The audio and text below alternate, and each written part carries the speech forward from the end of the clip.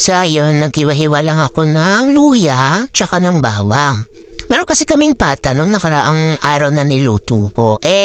Naka-standby na lang sa rep. Sayang naman kasi pag tumagal din siya dun sa rep, itatapon lang siya. So nang hinayang ako, kaya gagawin ko sabi ko, lulutuin ko na lang ulit. Ibang luto na siya. Nugasan ko lang yung pata, tapos ipiprito ko lang siya. Tapos lalagyan ko siya ng oyster sauce. Pag naprito ko siya, susunod ko yung bawang tsaka luya. Tapos lalagyan ko siya ng oyster sauce, konting toyo, tapos asukal. Depende na rin sa panlasa ninyo kung okay na ba yung asukal. Yan, nilagay ko lang siya lahat sa kawali kasi kasya naman malaki naman yung kawali. Tapos bigla akong nagutom, kaya kinuha ko yung pudding, banana pudding na in-order sa amin ng amo ko. In-order nila at binigyan kami. Yan. Nagutom talaga ako. Tapos manghingi lang pa ako sa biskwit ng bata dyan. Yabi yung gutom ko dyan habang nagluluto. Lamon atat. Hindi na to kain, lamon na to.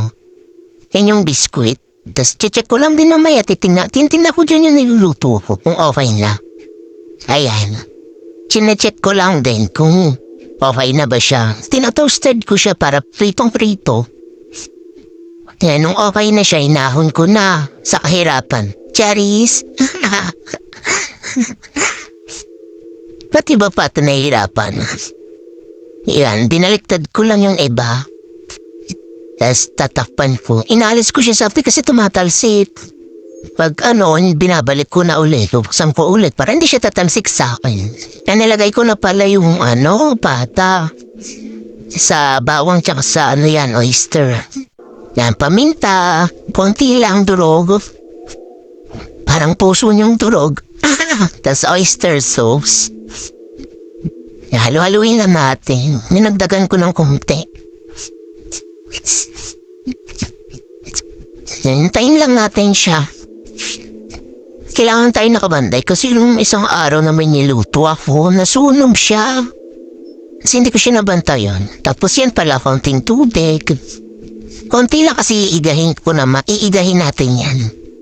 Yan, toyo na yung next kong nilagay. Yan, wait lang tayo. Halu-haluin mo. Pero para hindi siya masusunog sa ilalim. Kasi pag napabayaan siya, nasusunog eh.